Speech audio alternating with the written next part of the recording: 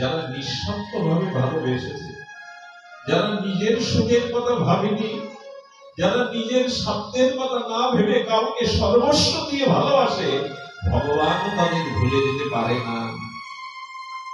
আপনারা এখন দেখছেন অমৃত ভগবত। বৎস উদ্ধব ব্রজ সৌমন, কি যাচ্ছেন ব্রজে? না ভগবানের একান্ত সুহৃদ জন, বৃঞ্চিগণের মধ্যে বুদ্ধিসত্তম, তিনি মন্ত্রী প্রবর, সর্বোপরি তিনি গোবিন্দের অনুচর। অনুচর শব্দের অর্থ হল যিনি অনু অর্থাৎ পাশ্চাত্যে আচরণ করে। এই জন্য উদ্ধবের মধ্যে গোবিন্দের সাদৃশ্য, তার স্বভাব সবকিছু কিঞ্চিত প্রকাশ হয়েছিল। যে যাকে গভীরভাবে ভালোবাসে, যে যাকে অনুরাগ দিয়ে হৃদয় সিংহাসনে বসায়, তার হাব ভাব, কথাবার্তা, আচার আচরণ, এমনকি সাদৃশ্য চেহারাও পর্যন্ত তার মধ্যে প্রতিফলিত হয়। এটা গভীর ভালোবাসার ধর্ম। যে যাকে ভালোবাসে তার সমস্ত স্বভাবগুলি তার মধ্যে প্রকাশ হয়। উদ্ধবের মধ্যেও শ্রী গোবিন্দের ভাবগুলি এভাবেই প্রকাশ হয়েছিল। উদ্ধব সুহৃদ, জ্ঞানী মধ্যে অগ্রগণ্য, জ্ঞানী শ্রেষ্ঠ বৃহস্পতির শিষ্য তিনি ব্রজে এসেছিলেন। দেখুন, উদ্ধব গিয়ে যে ভাব আস্বাদন করেছিলেন সেটা বিরহ। এ প্রসঙ্গে একটা কথা বলে রাখা ভালো। আচ্ছা, যদি মিলন না হয় সেখানে বিরহ আসে কি? কোন বস্তুর সাথে সংযোগ না হলে, মিলন না হলে সেখানে বিরহ আসে কি? যার সাথে মিলনই হলো না, সংযোগই হলো না, সেখানে বিরহ আসতে পারে না। এখন আমাদের সাথে রাধারানীর শ্রী গোবিন্দের সংযোগ হয়েছে তো, আমাদের সাথে ভগবানের মিলন হয়েছে তো, যে বিরহটা আমরা বুঝবো। মিলন যেখানে নাই সেখানে বিরহ আসতে পারে না।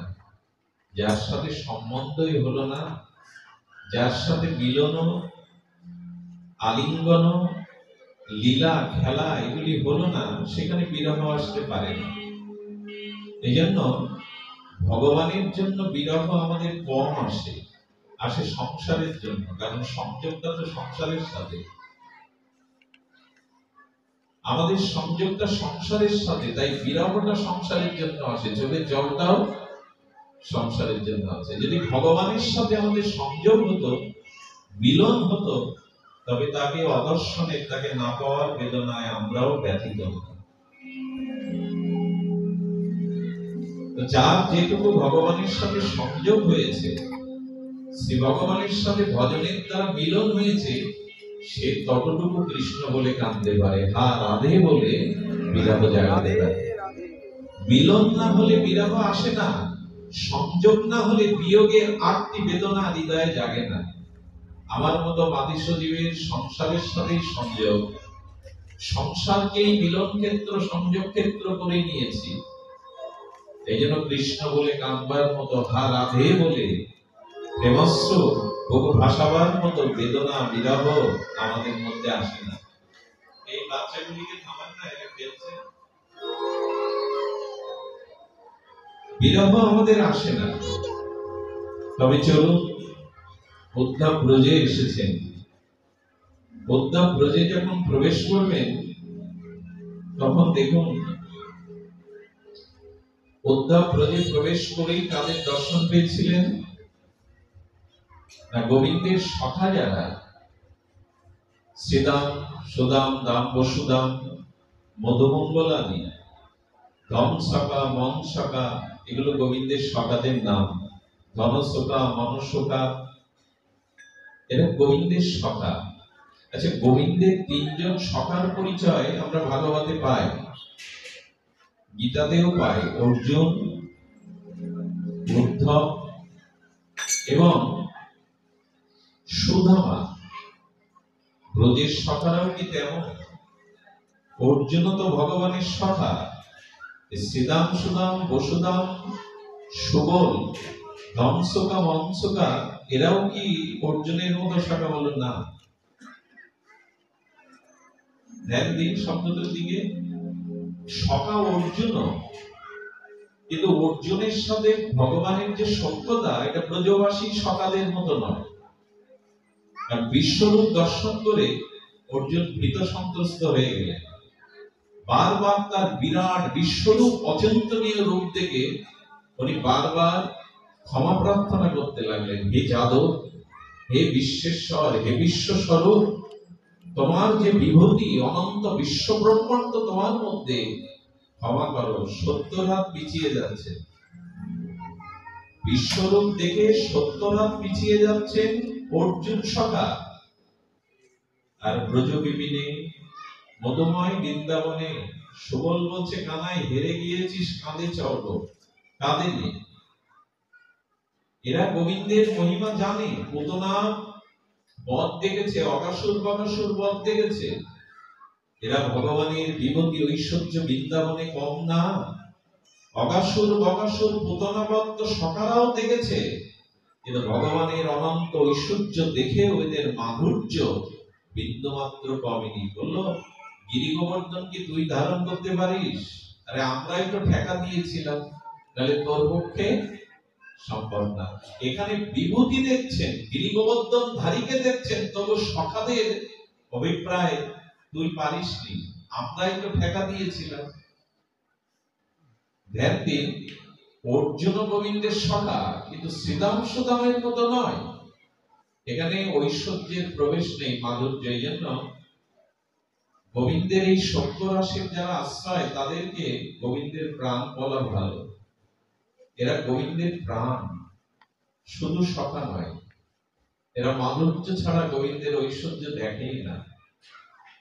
তো গোবিন্দ হারা ব্রজ বিপিন থেকে যেদিন অক্রূর মহারাজ চলে গেলেন, সেদিন সখারা আজও কষ্টে আছে। তারা গোবৎসকে ছেড়ে দিয়ে মথুরার দিকে তাকিয়ে থাকে আর অপেক্ষা করে, আজ বুঝি এলো আমাদের কানাইয়া, আমাদের লালা আজ আসবে। দেখুন, এক সখা বলছেন, মধুমঙ্গল, আমার ডান হাত কম্পিত হচ্ছে, আমার ডান চক্ষু প্রকম্পিত হচ্ছে, মনে হয় আজ শুভ দিন, আমাদের কানাই আসছে। মধুমঙ্গল মনে মনে বলছেন, আর ডান চোখ লাফানো, আর শুভ লক্ষণ, কানাই আর ফিরবে না। হঠাৎ করে উদ্ধবের রথ দেখতে পাচ্ছেন। আপনারা জানেন, ভগবান রথপরী আর উদ্ধবের অঙ্গে নিজের মাল্য, প্রসাদী প্রসাদ, সবকিছু প্রসাদী বস্ত্র অলংকার পরিয়ে দিয়েছিলেন। রথ দেখে সখাদের মনে হলো, ওই বুঝি আমাদের কানাইয়া আসছে। মধুমঙ্গল তখন বলছেন, কোন সখা কানাইয়ের দিকে তাকাবি না, আমরা মুখ ফিরিয়ে নেব। কানাইয়ার এত প্রতীক্ষা, এত কষ্ট দিয়েছে আমাদের, তবে শোন, আমরা কানাইকে অভিনন্দন জানাবো না, তার দিকে তাকাবো না। অভিমানে বলছেন, অন্যদিকে ফিরে থাকবো।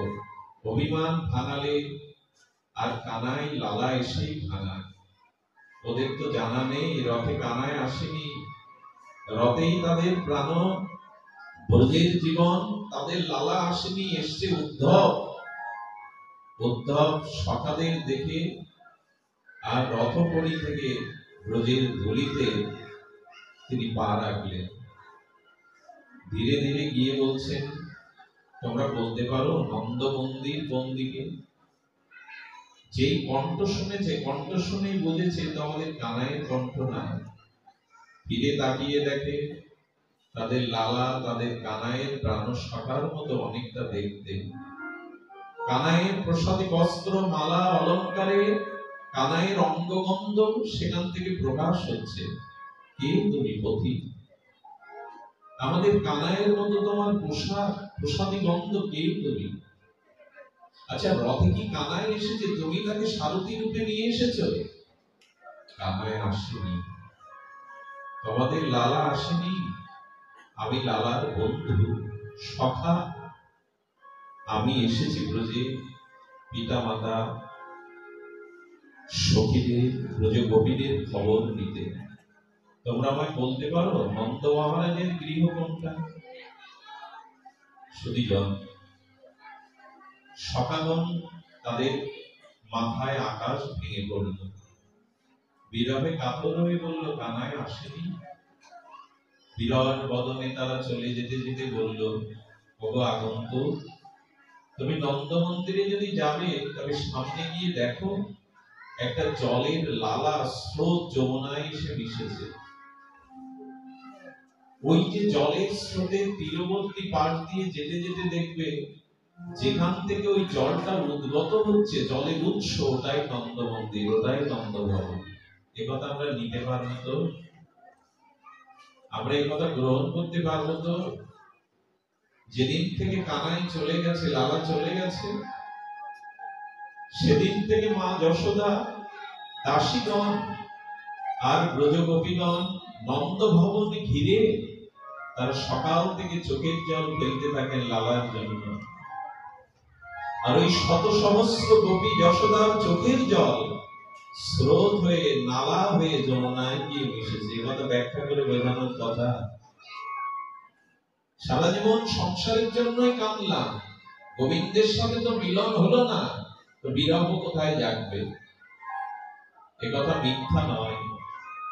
রাধা কৃষ্ণ মিলিত তনু শ্রী চৈতন্য গম্ভীরায় তিনি যেভাবে কেঁদেছিলেন, মহাপ্রভুর চোখের জল জলযন্ত্র বিস্তারের ন্যায় পড়ত। পাশে ভক্তগণ স্নান করত, স্নান হয়ে যেত, ভিজে যেত। মহাপ্রভুর চোখের বিরাহ জলে নালা তৈরি হয়ে গেছিল, খাল তৈরি হয়ে গেছিল। এ আমরা বুঝবো না, আমাদের এটা বুঝবার কথাও নয়। কারণ মিলন না হলে বিরহ জাগে না। ওদের মিলন হয়েছিল, তাই বিরহের অশ্রু জলে নালা হয়ে গেছে। উদ্ধব বিস্ময় প্রকাশ করলেন, কারো চোখের জলে জলের নাল তৈরি হয়, খালা তৈরি হয়। ওই জলকে লক্ষ্য করতে করতে গিয়ে পৌঁছালেন, তখন সন্ধ্যা নেমে গেছে। খুব ধ্যান দিন, নন্দ বাবা যশোদা ঘর থেকে বেরোন না। কৃষ্ণ যেদিন থেকে চলে গেছে আর বাইরে আসেন না। নন্দ বাবা দেখছে আর সুসজ্জিত রথে কে যেন নামছে, অনেকটা আমার লালার মতো, কানাইয়ের মতো। উনি দর্শন করে একটা আশা বুকে জাগলো, তবে কি কানাই ফিরল, ব্রজে এলো? কিছু দূর এগিয়ে গিয়ে দেখছেন না, কে যেন একটা সৌম্য মূর্তি, প্রশান্ত মূর্তি দাঁড়িয়ে আছে। এখন নিয়ম হলো উদ্ধবকে হাতে ধরেই উনি ঘরে নিয়ে গেলেন। একটা কথা বলি, শ্রী গুরু মহারাজ কোন শুদ্ধ বৈষ্ণব যখন আপনার ঘরে আসে, আমরা অনেকেই বরণডালা সাজাবার জন্য ঘরের দুয়ারে তাকে আটকে রাখি, দাঁড়ান প্রভু দাঁড়ান। ওই বরণডালা সাজাতে গিয়ে অনেক বিলম্ব করে বসে, উনি হয়তো অনেক পথ থেকে শ্রান্ত হয়ে এসছেন। উচিত হলো তাকে দাঁড় করিয়ে না রাখা, তাকে গৃহের মধ্যে আসনে আগে বসানো, তারপরে তার চরণ জল আরতি করা। নন্দ বাবা এগুলি জানেন। নন্দ মহারাজ উদ্ধবকে নিয়ে পালঙ্কের উপরে বসালেন। এর পরের যে কথাটি আছে, নন্দ বাবা উদ্ধবের চরণ সেবা করেছিলেন। কথাটা মেনে নেব তো? কারণ উদ্ধবকে গোবিন্দ পাঠিয়েছিলেন আমার পিতামাতাকে সান্ত্বনা দিয়ে এসো। আমি যে তাদের প্রাণ, তাদের জীবন। তো পিতামাতা যদি সখার পিতামাতা, উদ্ধবের তো পিতামাতা, তো উদ্ধবের চরণ সেবা করেছিলেন, কেন মেনে নিলেন উদ্ধব? টিকাকারগণ অপূর্ব একটা দৃষ্টান্ত দিয়েছেন, শুনুন মন দিয়ে। সন্তান যখন খেলা করে ক্লান্ত শ্রান্ত হয়ে ঘরে ফিরে দেখবেন বাবা পা টিপে দেয়, চরণটা টিপে দেয় সন্তানের। এটা সন্তানের জন্য অমর্যাদাকর নয়। পিতামাতা আজও শিশু সন্তানের চরণটা টিপে দেয়। চরণ সেবাতে খুব সুখ হয়, সব থেকে সুখ হয় চরণ সেবাতে। এবং লক্ষ্য করবেন, কেউ যদি নিত্য শ্রীগুরু মহারাজের, সাধু মহাত্মার চরণ সেবা করে, তাহলে সাধুর সাথে তার অনুরাগ, সম্বন্ধটা খুব দৃঢ় হয়। আধুনিক বিজ্ঞান একটা পরীক্ষায় বলেছেন চর্ম স্কিন টাচ করলে, চর্ম বারবার স্পর্শ করলে তার প্রতি মমতা সঞ্চারিত হয়। তার একটা দৃষ্টান্ত দিয়েছেন, দেখবেন কন্যারা যত বড় হোক, মেয়েরা যত বড় হোক, ওরা শ্বশুরালয় থেকে আসলে বাবা মার বুক জড়িয়ে ধরে। এটা কিন্তু সন্তান পারে না, ছেলে পারে না। ছেলেরা দেখবেন বড় হয়ে গেলে মাকে জড়িয়ে ধরতে পারে না, বাবাকে ওইভাবে জড়িয়ে একটা মর্যাদা থেকে যায়, কিন্তু মেয়েরা ঝাঁপ দিয়ে পড়ে। কেন জানেন? এই স্কিন টাচ অর্থাৎ চর্ম স্পর্শ করতে করতে মেয়ের সাথে পিতার, মেয়ের সাথে মায়ের একটা গাঢ় সম্বন্ধ রচনা হয়ে যায়। যে যার যত চরম স্পর্শ করে, সেবা করে, তার প্রতি তার অনুরাগ সঞ্চার হয়। এই জন্য মেয়েদের মমতাটা এত বেশি। আচ্ছা, পিতা মাতা দুইজনই তো সন্তানের জন্মদাতা, দাত্রী। পিতার বুকেও তো রক্ত আছে, কিন্তু স্নেহ করি তো দুধ হয় কখনো, মায়ের হয় কেন? বুকে করে তো মায়ের রাখে। এই যে মায়ের স্নেহটা রক্ত থেকে দুগ্ধ সঞ্চারিত হয়ে আসে। পিতার বুকেও তো সন্তানের জন্য স্নেহ মমতা আছে, কিন্তু রক্ত তো পিতার দুগ্ধ হয়ে অমৃত হয়ে পড়ে, বুকে করে রাখে। তো স্নেহটা, মমতাটা ওখান থেকে খরিত হয়। এই জন্য নন্দ বাবা চরণে স্পর্শ করছে, সেবা করছে।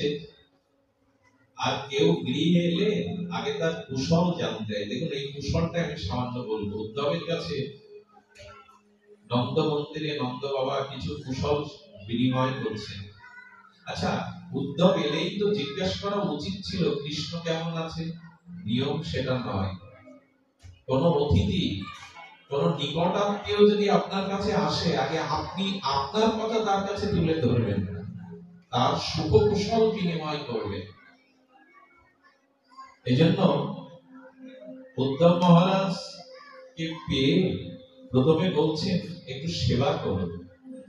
ব্রাহ্মণ পল্লী থেকে একটু পরমান্ন আনলেন।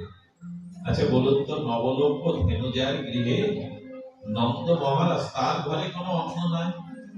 ব্রাহ্মণ পল্লী থেকে, আবির পল্লী থেকে কেন পরমান্ন এনে খাওয়ালেন উদ্ধবকে? আগেই বলেছি, সংবাদ বড় বিরহের, বিপ্রলভের, আমরা অনেকেই নিতে পারবো না। যেদিন লালা নন্দালয় থেকে চিরদিন চলে গেল, অপুরীর রথে উঠল, সেদিন থেকে যশোদার উনুন জ্বালাননি।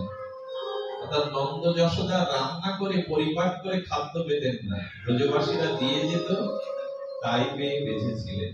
মুখে ফেনা তুলে দিলে হয় তোমার প্রতি আমার অনুরাগ, তোমার প্রতি আমার টান? ভালোবাসার একটা লক্ষণ থাকবে তো। শুধু মৌখিক ভাবে তুমি আমার, তোমার জন্য আমার প্রাণ কাঁদে, এগুলো না। রান্না করাই ছেড়ে দিয়েছে। অনেক ব্রজবাসীদের উনানগুলো মাকড়সার জাল পড়ে গেছে, কেউ রান্না করে না। গোবিন্দ বিরহে ব্রজ নিকেতন, আনন্দ নিকেতন যেন থেমে গেছে, বাতাস ভারী হয়ে গেছে। যশোদা মা তো চোখই খোলে না। উদ্ধব এসেছে গায়ের গন্ধে, যশোমতী শুধু চোখের জল ফেলছে, মুখে কোনো কথা বলছে না। নন্দ বাবা তখন জিজ্ঞাসা করছে, অপি সরতি ন কৃষ্ণ মাতারাং শ্রুতির সখিনা। প্রথমে তুলেছেন বসুদেব ভালো আছে তো? অনেক কষ্ট পেয়েছে বসুদেব, দেবকী, ওরা সুখে আছে তো? কিন্তু নিজের খবর বলছে না, ওরা সুখে আছে তো? আচ্ছা, সেই পাপী বংশ সে নিধন হয়েছে তো? কৃষ্ণ নিধন করেছে, কথা বিশ্বাস করতেন না। নন্দ বাবা বলতেন, আমার কৃষ্ণ, আমার লালা কাউকে হত্যা করতে পারে না। যদি প্রশ্ন করি, তবে নিহত হলো যে কংস কৃষ্ণের হাতে? বলল না, কংস কৃষ্ণের হাতে নিহত হয়নি। টিকাকারগণ বলছেন কংস তার পাপের দ্বারাই ধ্বংস হয়েছে। কেউ কারোর মৃত্যুর কারণ না। যখন আমাদের জীবনে পাপ বেড়ে যায়, পাপ শব্দের সরলার্থ হলো পতন।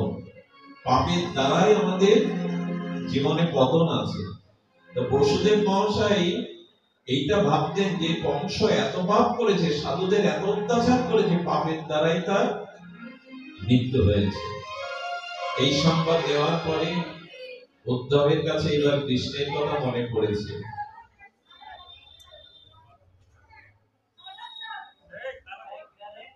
চোখে জল ভরে গেছে।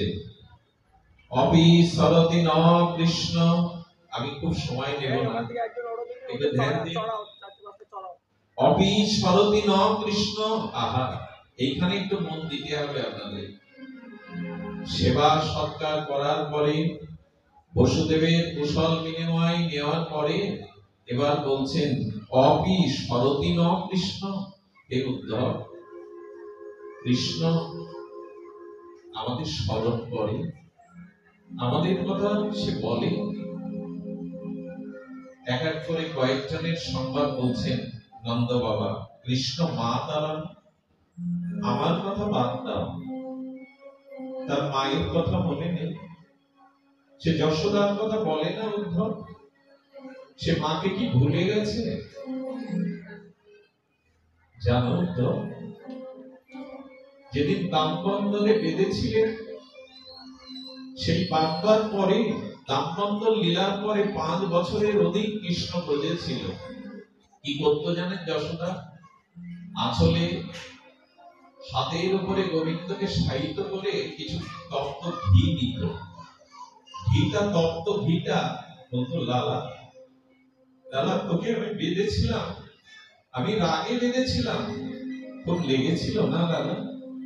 এই জন্য কৃষ্ণের যেখানটা বেঁধেছিলেন মা, ওইখানে ঘি বলে দিত, খুব লেগেছিল না লালা? খুব লেগেছিল তো? 5টা বছর ধরে ওই রঞ্জ দিয়ে বাঁধা জায়গাটা ঘিয়ের প্রলেপ দিয়ে দিত যশোদা। আমি ভুল করে বেঁধেছি, রাগ করে বেঁধেছি লালা, তোর গায়ে হাত দিতে গিয়েও তোর গাটা মাখনের থেকে কমল লাল হয়ে যায়, এই জন্য ঘি টেনে দিত উদ্ধব। সেই মায়ের কথা বলে না, তোর মনে পড়ে না? মা করো। উদ্ধব তখন দেখছেন আমি তো সান্ত্বনা দিতে এসেছি, কিন্তু নন্দ বাবার কথায় উদ্ধবের হৃদয়ও বিগলিত হয়ে যাচ্ছে। উদ্ধব বললেন, মায়ের কথা বলে, কিভাবে বলে জানেন? এটাকে বলো হৃদয় বিদারক। অনেকদিন পর অবন্তীনগর থেকে 64 কলাবিদ্যা শিক্ষা সমাপন করে আর দেবকীর কাছে এসেছিলেন কৃষ্ণ। সেই প্রথম দেবকী কৃষ্ণকে সেবা দেবে বলে ভোগের থালা সাজিয়ে কৃষ্ণকে বসিয়েছে। কৃষ্ণ ভোগের থালার দিকে তাকিয়ে কাঁদছে, ফুপিয়ে ফুপিয়ে।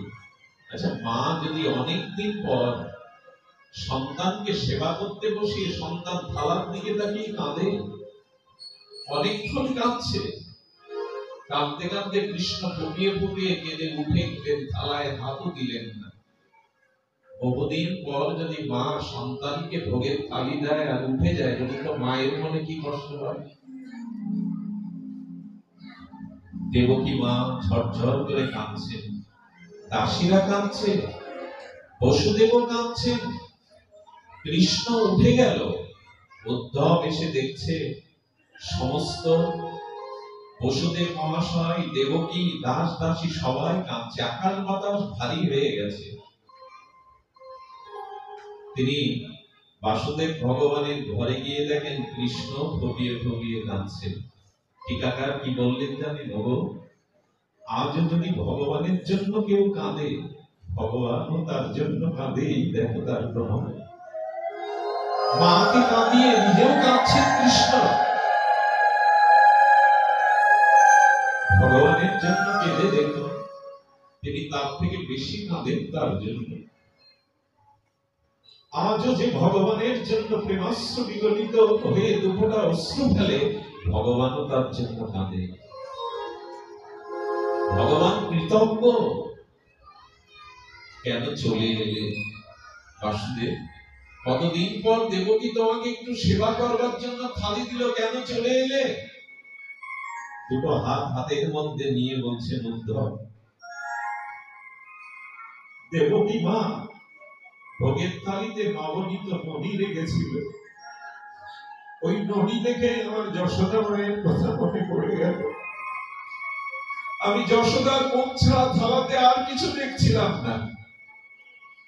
কোলে করে কত আদর করে করে মা খাওয়াতো, দেবকীর ভোগের থালিতে মণি দেখে যশোদার কথা, যশোদার মুখ মনে করে আর হাত দেওয়া হয়নি। নন্দ বাবাকে বলছেন, কানাইও মা যশোদার কথা ভেবে কাঁদে। আচ্ছা ওটা বলতে পারো সুরিল, আচ্ছা মায়ের কথা সে বলে যায়, তার সকালা তো নিত্য তার সাথে বসতে, বিহার করতো, সকালের কথা মনে নেই। এক এক করে নন্দ বাবা প্রসঙ্গ তুলছেন, সকালের কথা তার মনে নেই। কৃষ্ণ বললেন, সকালের কথা তিনি কখনো ভোলেননি। সকালের সাথে তার পৌগণ্ড লীলা, যে লীলা, তাকে তিনি ভুলতে পারেন? গোবিন্দ একদিন বলছিলেন, বাসুদেব বলছিলেন, একদিন খেলায় হেরে গিয়ে সুবল বলছেন, কানাই হেরে গেছিস, আমায় কাঁদেনি। খেলাটা কি জানেন?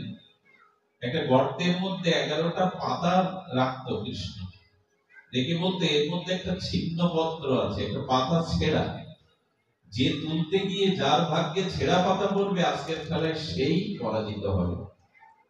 আর যে জিতবে, পরাজিত, সে তাকে কাঁধে নিয়েই ওই যমুনার কদম্ব বৃক্ষ মত কাঁধে নিয়ে যাবে, কাঁধে চড়বে সে। সব সকারা গর্তে হাত দিতে গিয়ে কানাইয়ের দিকে তাকাচ্ছে, কেন জানে? কানাইয়ের মুখ দেখলে, কানাইয়ের নাম নিলে কখনো পরাজয় হয় না। ওরা পাতাগুলো তুললো, ভালো পাতা, যখন লালার পালা এলো, কানাইয়ের পালা এলো, তখন হাত তুলে দেখলো কানাইয়ের ভাগ্যেই ছেঁড়া পাতা। ভগবান হেরে গিয়ে ভক্তকে জিতিয়ে দেন। এ পরাজয় পরাজয় না, পরা শব্দ শ্রেষ্ঠ, আর জয় মানে বিজয়। অর্থাৎ ভক্তের কাছে হেরে গিয়ে ভগবানের পরাজয় হয় না, শ্রেষ্ঠ জয় হয়। ভক্তের কাছে পরাজয় পরাজয় নয়। আমাদের পরম শ্রদ্ধেয় গোবিন্দ দাদাজির বলে তার স্নেহবৎসল পুত্র ছিলেন জয়। আচ্ছা ওই পুত্র ঘরে গিয়ে যদি ওই পুত্র বলে, বাবা তোমার গায়ে বল বেশি না আমার গায়ে, বাবা কি বলে জানেন? তাহলে হোক যুদ্ধ। ছেলে না বাবার বুকের উপরে ঝাঁপিয়ে পড়ে, বাবা ইচ্ছা করে খাটে লুটিয়ে পড়ে, আমি জিতেছি, আমি জিতেছি, আমার গায়ে কম বল বাবা। বলুন তো, বাবার এটা পরাজয় না জয়? এটাই বাবার বিজয়। ভক্তের কাছে হেরে গিয়ে ভগবান বিজিত হন। এই জন্য ব্রজে শুধু হেরেছেই, কানাই জেতেনি। তো সুবল বলছে, তুই হেরে গেছিস, আমায় কাঁদেনি। গোবিন্দ তখন একটু ভূমিকা করে বলছেন, আমি রাজপুত্র, আরে আমার কাঁধে তুই উঠবি? অনুমিকা কৃষ্ণের স্কন্ধে দিয়ে বলছে, তুই কোন বড় লোক, তুই আমি সমান, নিচবা, আমি কাঁধে উঠব। অর্জুন কিন্তু 70 হাত পিছিয়ে গিয়েছিল, এরা কাঁধে উঠতে চাইছে, এরা কৃষ্ণের প্রাণ। শুধু সখা নয়, সুবল যখন কৃষ্ণের কাঁধে উঠেছে, গোবিন্দের রাতুল চরণ দোকানো সুবলের বুকে পড়েছে। গোবিন্দ দেখছেন, ভক্তের চরণ বুকে লাগলে এত আনন্দ হয়, ভক্তের চরণের এত মহিমা। উনি চরণ দোকানা দুহাত দিয়ে জড়িয়ে ধরে ধীরে ধীরে চলছেন। কিরে কানাই, আমি খুব ভারী বুঝি, ধীরে ধীরে চলছিস? গোবিন্দ যেন মনে মনে বললেন, যতক্ষণ ভক্তের চরণ বুকে থাকে ততক্ষণ তোমার আনন্দ। গোবিন্দ প্রেমানন্দে ভক্তের চরণে, সুবলের চরণে বিন্দু বিন্দু তার অশ্রু পড়ছে। কিরে কানাই, কিরে কানাই, আরে জল পড়ছে আমার চোখে, শীতল বিন্দু।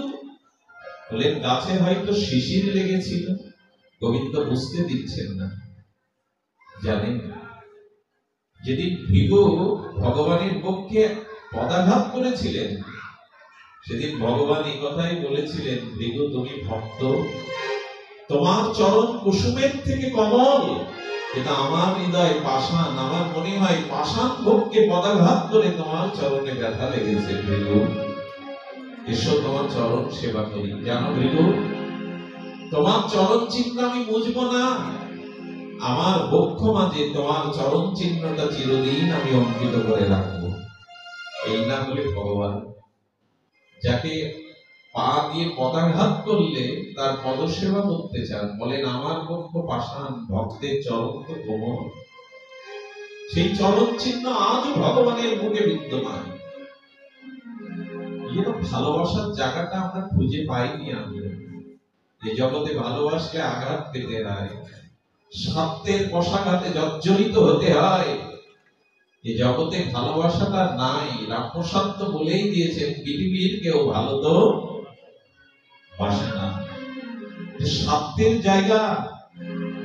ভালো যদি বাসতে হয় তাকেই বাসুন যে ভালোবাসার মূল্য দিতে পারে।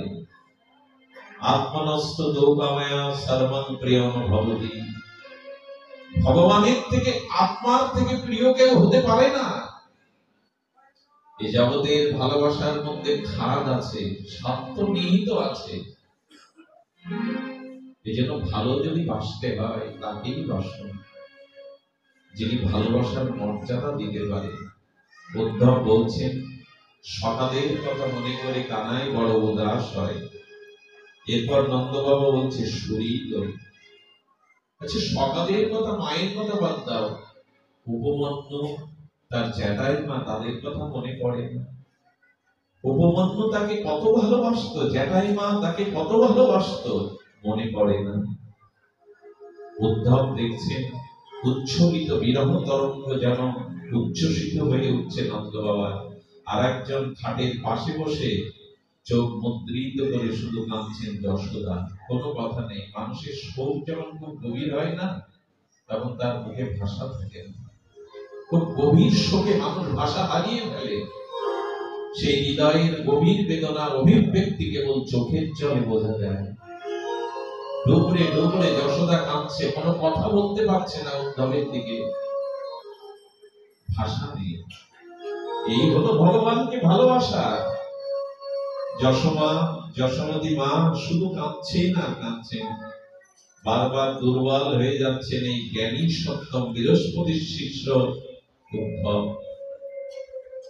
তিনি বলছেন, আমি সান্ত্বনা দিতে এসেছিলাম, কিন্তু এদের যে প্রেম, শরীরের কথা মনে নেই। আজ ব্রজবাসীরা কৃষ্ণের জন্য মথুরার পানে তাকায়, তারা ক্রন্দন করে, ও শরীরগণের কথা কি মনে নেই? বলতে বলতে আবার বলছেন, সখীন। এই কথাটি শুনতেই হবে আপনাদের। আচ্ছা, বলতে পারো সখীনা গোপান?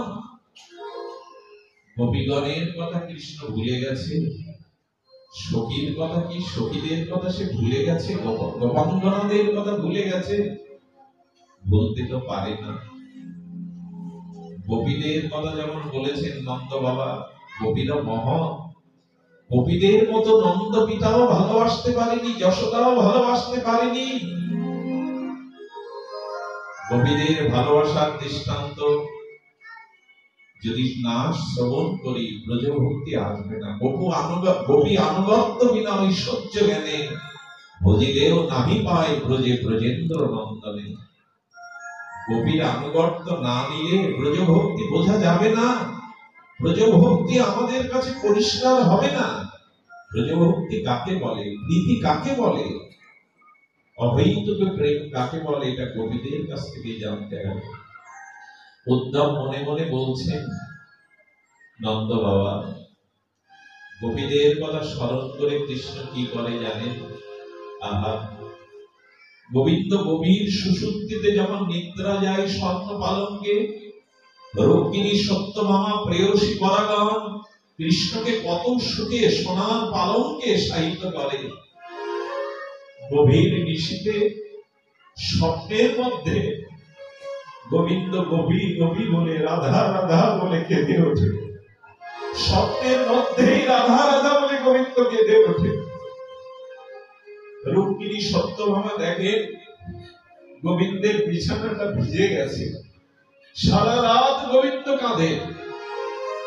ওই চিলে কোটায় উঠে ব্রজের পানে তাকিয়ে গোবিন্দ বারবার চোখের জল ফেলে। গোপীদের ভুলতে পারেননি কৃষ্ণ। রুক্মিণী মাঝে মাঝে ভাবেন, সত্যভামাজি ভাবেন, আমরা আমাদের প্রিয় পরমকে এত সেবা শুশ্রূষা আনন্দ দেই, কিন্তু কোনোদিন তো চোখে জল আসে না আমাদের জন্য। কেন গোপী বলে কাঁদে? কেন স্বপ্নেতে রাধা রাধা বলে কেঁদে ওঠে? কেন তার বালিশ ভিজে যায় রাত্রে? ভুলতে পারেন তিনি। কারণ এই জগতে সে ভালোবাসা আপনি কাটতে পারবেন না যারা নিঃস্বার্থ ভাবে ভালোবেসেছে, যারা নিজের সুখের কথা ভাবেনি, যারা নিজের স্বার্থের কথা না ভেবে কাউকে সর্বস্ব দিয়ে ভালোবাসে। ভগবানও তাদের ভুলে যেতে পারে না। আমাদের ভালোবাসার ভিতরে স্বার্থ, মলিনতা থাকে। গোপীরা দেহ, সংসার, তাদের সর্বস্ব গোবিন্দ চরণে দিয়েছে, বিনিময় তারা কিছু চায়নি। গোপীগণ শ্যাম সুন্দরকে, তাদের প্রিয় মনোভাবকে, অরিন্দমকে পেয়ে একদিন রাস মঞ্চে, রাস রজনীতে বলেছিল, ব্রজনাম ব্রজের জীবন, গোপীর প্রাণধন বলেছিল, গোপী আজ এই নিশীতে তোমরা আমার কাছে কিছু বর চাও, কিছু চেয়ে নাও। গোপীগণ হেসে বলেছিলেন, আমাদের কিছু দিতে চাও? তবে যদি দিয়ে সুখী হও তবে এই বর দাও, হে মাধব, হে ব্রজনা, তুমি সুখী হও। এরকম বর আমরা চাই তো? তুমি সুখী হও। তোমার সুখী তো আমাদের একমাত্র সুখ। জানেন, গোপীরা একাদশী করত। এ কথা শুনে আবার কেউ একাদশী বন্ধ করবেন না। একাদশী গোপীরা কেন করতো না জানেন? আমাদের অনেক ব্রত, কিন্তু গোপীদের জীবনে একটাই ব্রত, সে ব্রত গোবিন্দকে সুখ দেওয়া, সেবা দেওয়া। এটা ছাড়া তাদের কাছে আলাদা কোনো ব্রতই নেই। গোবিন্দের সেবা সুখ বাঞ্ছায় তাদের একমাত্র ব্রত। গোপীরা একাদশী করতো না, এই জন্য একাদশী করলে মুখটা শুষ্ক থাকে, মলিন থাকে। সুন্দরের সামনে সুন্দর হয়ে তো যেতে হয়। আমাদের উপবাসের মলিন মুখ দেখলে সুন্দর সুখ পাবে না। একাদশী আমরা পুণ্যের জন্য করি না, নিজের কারণে করি না। গোবিন্দের সুখই একমাত্র আমাদের ব্রত। এসব ভাবতে পারবো তো আমরা? এসব ভাবতে পারবো না। আত্মসুখের চেষ্টায় সারা জীবন করে গেলাম, নিজের সুখের চিন্তায় সারা জীবন করে গেলাম, অন্যের সুখের কথা তো ভাবিনি। আর গোবিন্দের সুখের কথা তো ভেবেছি করে। এই জন্য গোপীদের জীবন যৌবন প্রাণমন, তাদের দেহ ধর্ম, বেদ ধর্ম, গেহ ধর্ম, সংসার ধর্ম, সব তার সুখের জন্য জলাঞ্জলি দেওয়া। এই জন্য মুখের কথায় গোপী প্রেম বোঝা যায় না। তারা গোবিন্দের স্বপ্নেও সুখ ছাড়া নিজের সুখের কথা ভাবেনি। এই জগতে যদি সত্যিই কাউকে ভালোবাসেন, নিজের স্বার্থ জলাঞ্জলি দিয়ে যদি তার সুখের চিন্তা করতে পারেন, তবে এই ভালোবাসাটা কিছুটা পবিত্র হয়, স্থায়ী হয়। এই জন্য গোপীদের কথা গোবিন্দ সর্বদাই ভাবেন। গোপীগণের কথা ভাবতে ভাবতে মথুরা আর সেই চিলেকোঠাতে উঠে বারবার বারবার গোপীদের কথা ভেবে গোবিন্দ চোখের জল ফেলেন। ব্রজাঞ্চনাথম, ওগো গোবিন্দ তো ব্রজনাথ, ব্রজের জীবন আমাদের অনাথ করে চলে গেল। এরপর যে কথা বলছেন, গাও, তো ধ্যান দিয়ে শুনুন। বলে গাভীদের কথা গোপালের মনে নেই? নন্দ বাবা বলে চলেছেন, গাভীগুলো ছিল তার প্রাণ, জানো উদ্ধব, গোবিন্দ ওদের নাম ধরে ডাকলে গাভীর তো বিবেক নেই, গোমাতার তো বিবেক নাই, কিন্তু নাম ধরে ডাকলে তারা ছুটে আসত। শ্যামলী ধবলী মুখে উচ্চারণ করলেই ছুটে আসতো। জানো, যেন গাভীগুলোকে গোবিন্দ কত ভালোবাসে। আর আমার গাভীগুলো তো গোবিন্দকে জানো, শ্রান্ত ক্লান্ত হয়ে, আর দুপুরে গোবিন্দ যখন ক্লান্ত হয়ে যেত, বটবৃক্ষের তরু ছায়ে, শ্যামল বৃক্ষের ছায়ে গোবিন্দ মাঝে মাঝে বিশ্রাম নিত। গাভীগুলো এসে গোবিন্দের চরণ শুকত, শুকে শুকে বলতো, গোবিন্দ দুটো হাত তো দাওনি যে তোমার চরণ সেবা করি। আচ্ছা, আমাদের তো জিহ্বা আছে, জিহ্বা দিয়ে গোবিন্দের চরণের ধুলিগুলো মুছিয়ে দিয়ে সেবা করি না? শ্যামলী বলছেন আমাদের জিহ্বার হার হয়ে গেছে তৃণ কেটে কেটে, গোবিন্দের কোমল অঙ্গে ব্যথা লাগবে। ওরে জিহ্বার বিপরীত যে দিকটা তাই দিয়ে আসি না আমরা গোবিন্দের চরণকে ধুলোগুলো মুছিয়ে দিই। আপনারা জানেন গাভীর জীবনটা, গোমাতার জীবনটা গোবিন্দ সেবায় নিবেদিত। গাভীর যে চামড়াটা মরার পরে গাভীর যে চামড়া, ওই দিয়ে মৃদঙ্গ তৈরি হয়, ঢোল তৈরি হয়, দেব মন্দিরে গোবিন্দ মন্দিরে আরতি হয়, কীর্তন হয় ওই শব্দের দ্বারা। মৃত্যুর পরেও যে চামড়াটা দিয়ে গেল গোবিন্দ সেবার জন্য। আজও ঘৃত না হলে হোম হয় না, আজও ননি না হলে গোবিন্দের সেবা হয় না, আজও মাখন না হলে, দধি না হলে, দুগ্ধ না হলে গোপালের সেবা হয় না। ওরা সবকিছু দিয়ে গেল, তাই গোবিন্দকে পিচ্ছ দিয়ে লেজ দিয়ে সেবা দিচ্ছে, বাতার দিচ্ছে, আর বলছে প্রাণনাথ এই জন্মে গাভী জন্ম নিয়েছে, আমাদের বিবেক নেই, আমরা আগে চলি, তুমি পিছনে চলো। বিবেক থাকলে তোমাকে আগে দিতাম, আমরা পিছনে পড়তাম। বিবেক নেই, তবে এইটুকু কৃপা করো, কোনো না কোনো জন্মে মানুষ করে পাঠিয়ে যাতে তোমার চরণ সেবা করতে পারি। গাভীরা প্রার্থনা করছে, গোবিন্দ হাত তো দাওনি যে তোমার চরণ সেবা করব, কোন জন্মে মানুষ করে দিও। আমরা হাত পেয়েছিলাম, অন্য প্রাণীরা পাইনি, কেন জানেন? সেবার জন্য। আমরা হাসি পেয়েছিলাম, জন্তু জানোয়ারেরা হাসে না, ওরা কাঁদে, কিন্তু ওদের হাসতে কোনোদিন কেউ দেখেনি। মানব, কুকুর, শুকর এরা হাসে না, কারণ গোবিন্দ সেবা ব্যতীত, ভজন ব্যতীত কারো আনন্দ পেতে পারে না। মানুষের জীবন আনন্দে ভরা ছিল ভজনের জন্য। শুধু সংসার করে আমার আমার করে আমরা আনন্দ বঞ্চিত হয়েছি। আনন্দ কিন্তু চাইনি, সচ্চিদানন্দ ভগবানকে কখনো চাইনি। আনন্দ বিত্ত বৈভব, আনন্দ ঘর বাড়ি সুন্দরী রমণী, এতে নাই। আনন্দ আছে আনন্দময় ভগবানের সেবায়, ভগবানের আরাধনায়। একমাত্র আনন্দ আছে ভগবানের সেবায়। আজ দেখুন সংসারী জীব আমরা, নানান প্রতিকূলতার মধ্যে আমাদের হৃদয়ে বড় ব্যথা, কিন্তু আজ এখানে এখন যারা অবস্থান করছেন, এখন কারো হৃদয়ে কোনো সাংসারিক চিন্তা ব্যথা উদয় হচ্ছে না। এর একটাই কারণ, ভগবানের ভজনের মধ্যেই আছে আনন্দ। সংসারে যে আনন্দ দেখা যায় পরিচিকার মতো, খুব তপ্ত চৈত্রে রৌদ্রে দেখবেন দূরে বালু মরুময়তে দেখা যায় জল তরঙ্গ হচ্ছে যেন সরোবর, ছুটে গিয়ে দেখবেন ওটা বালুর তরঙ্গ, ওখানে জল কিছু নেই। সংসারে তেমনই সুখ মনে হয়, কিন্তু এখানে প্রকৃত সুখ নাই। তাই গোবিন্দ বলছে গাভীগুলোর কথা তার মনে নেই। আচ্ছা আমি বিশ্রামের দিকে আসছি, বৃন্দাবনের কথা মনে নেই, তার মায়ের কথা, গাভীর কথা, সুরীদের কথা, সকালের কথা, গোপীদের কথা মনে না পড়ুক, বৃন্দাবন তো তার প্রাণ, বৃন্দাবন তো গোবিন্দের হৃদয়, লালার হৃদয়, ব্রজের কথা তার মনে নেই। দেখুন কেন আমাদের ভজনটা গুরুদেব দেখিয়ে দিলেন বৃন্দাবন। আপনারা জানেন বৈকুণ্ঠে গোবিন্দের চরণে সোনার পাদুকা আছে। বৈকুণ্ঠ গোবিন্দ পিঠে উঠে, গরুড়ের পিঠে উঠে চলে, তারকায় ভগবানের পায়ে পাদুকা আছে, স্বর্ণ পাদুকা। কিন্তু বৃন্দাবনে যতদিন ছিলেন গোবিন্দ একদিনও পাদুকা পায়ে দেননি, কারণ বৃন্দাবনকে তিনি হৃদয় মনে করতেন। কারণ বুকে বক্ষে যেমন পা দেওয়া যায় না, গোবিন্দ বৃন্দাবনকে নিজের হৃদয়, হৃদয় থেকে শুধু হৃদয় না, গোবিন্দের হৃদয় আছে রাধারানী, আর সেই রাধারানীর প্রকাশ হলো বৃন্দাবন। এই জন্য গোবিন্দ রাধারানী বৃন্দাবনে কখনো চরণে জুতা পরেননি।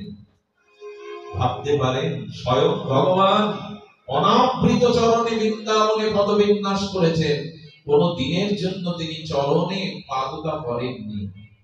এই বৃন্দাবনের কথা গোপালের মনে পড়ে না, ব্রজের যমুনার কথা, ব্রজের বৃক্ষগুলির কথা তার মনে পড়ে না। সবশেষে বলছেন গিরি গোবর্ধনের কথা তো তার মনে করার কথা। এটি বলে বিশ্রাম করছে, গিরি গোবর্ধনের কথা তার মনে নেই। আচ্ছা লক্ষ্য করবেন গিরিরাজ কেমন করে সেবা করেছেন গোবিন্দের। দেখুন গিরিরাজের একটা বিশেষণ দিয়েছেন, নামকরণ করেছেন কবিরা। হরিদার বর্জ্য। গিরিরাজ অভিন্ন গোবিন্দ, আবার গোবিন্দ অভিন্ন হয়েও গোবিন্দের সেবক গিরিরাজ। আপনারা অনেকেই জানেন মহাপ্রভুর নির্দেশে আমরা গিরিরাজের উপরে বাঙালিরা উঠি না, কিন্তু ব্রজবাসীরা যারা ওঠে তারা কি দেখে জানেন? স্থানে স্থানে এখনো গোবিন্দের চরণ চিহ্ন গিরিরাজের উপরে উপরে রয়েছে, রাধারানীর চরণ চিহ্ন।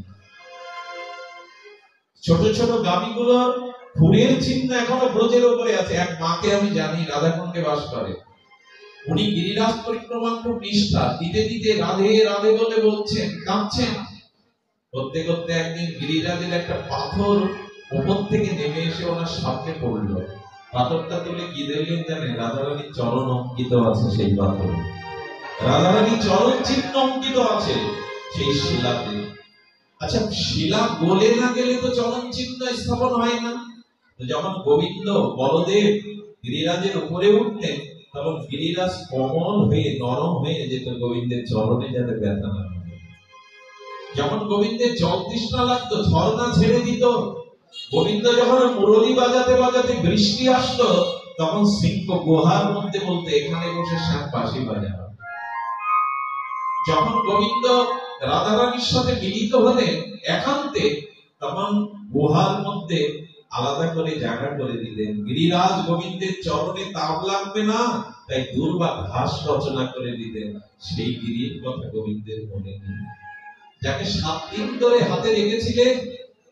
আচ্ছা, সেদিন কেন গোবিন্দ আমাদের মারেনি?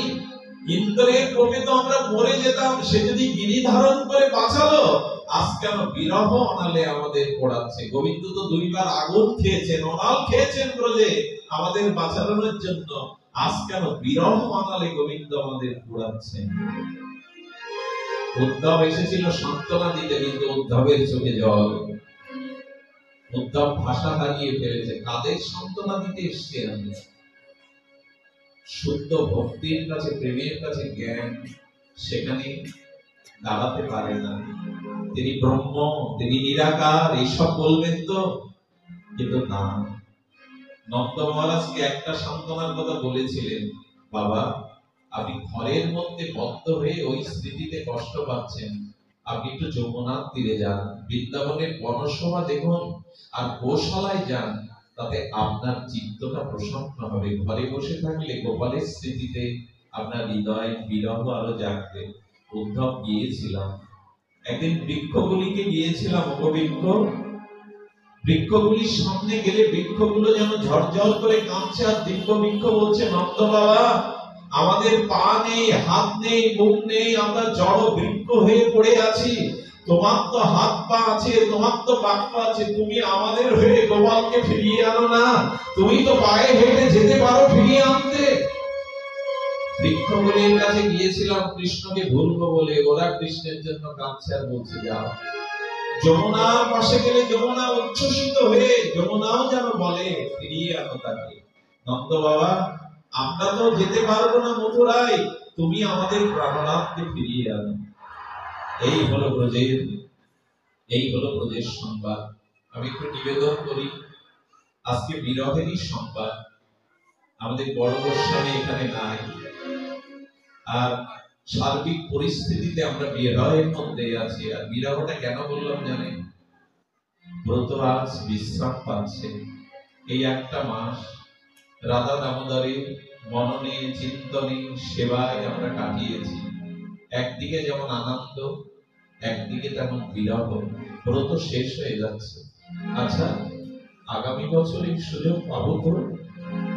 রাধা দামোদরের দীপধাম করতে পারবো তো? আগামী বছর ভাগ্যে আসবে তো আমাদের?